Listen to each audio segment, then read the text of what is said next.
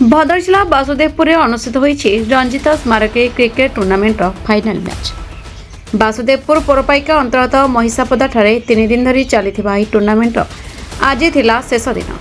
Final match Kalinga youth club Kiapada एवं fighter 11 club Basudevpur मध्य होइतबा मुकाबिला फाइटर 11 क्लब दमदार प्रदर्शन करी विजय हासिल करछि। ଏହି फाइनाल मैच मुख्य अतिथि भाव जोग देथिले रमाकांत सेवा फाउंडेशन अध्यक्ष एवं प्रतिष्ठा श्रीयुत रतिकांत प्रधान और पिंटू बाबू। तांका सहित मानस कुमार साहू, गौतम बेहरा और रमाकांत सेवा फाउंडेशन सदस्य अन्यान्य अतिथि माने उपस्थित थे। टूर्नामेंट आयोजक करते एलपीसीसी बासुदेवपुर सदस्य माने। विभिन्न अंचल आसिथिबा दर्शक माने मैच टी भारी संख्यारे उपभोग करथिले। आपण विजय होइछन्ते केते खुशी अनुभव करछन्ते आगामी दिन रे खेलाड़ी मानक कौन वार्ता रखिए? मना सौभाग्य शंकर विश्व फाइटर 11 बासुदेवपुर कैप्टन।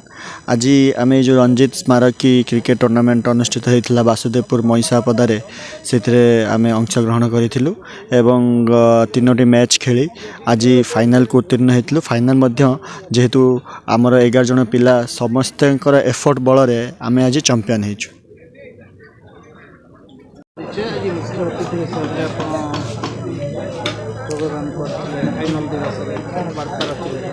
रतिकांत प्रधान, रमाकांत सेवा फाउंडेशन मैनेजिंग ट्रस्टी। आज ये जो क्रिकेट खेल होता प्रसन्न देव पड़िया प्रथम तो प्रभु प्रसन्न देव को प्रणाम करुच्ची। आज जो सान भाई मैंने मत ये मुख्य अतिथि भाव डाकी से आयोजन जो सान भाई मैंने मोर कर आयोजक से हृदय अशेष अशेष धन्यवाद।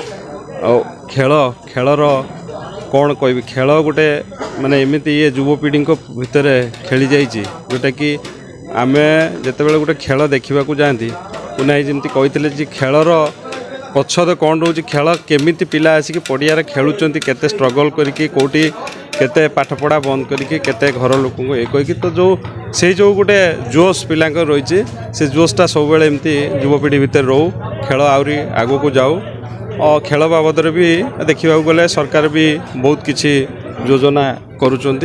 तो मुझे अनुरोध रखी युवपीढ़ी मैंने जहाँ भी करुँच हृदय करूँ खेल हो कि पाठपढ़ा हो जहाँ भी हो। तो एठिकी गोटे मुख्य कथा हूँ मत एठिकी जो माने माटीर मनीष मु मत ये जो डाकी सम्मानित अतिथि करी तो से पुणी थे मोर जो आयोजक मानक हृदय धन्यवाद जनइबी। भद्रक जिला Sheikh Sahid Qadri report the Republic Odisha 24 news.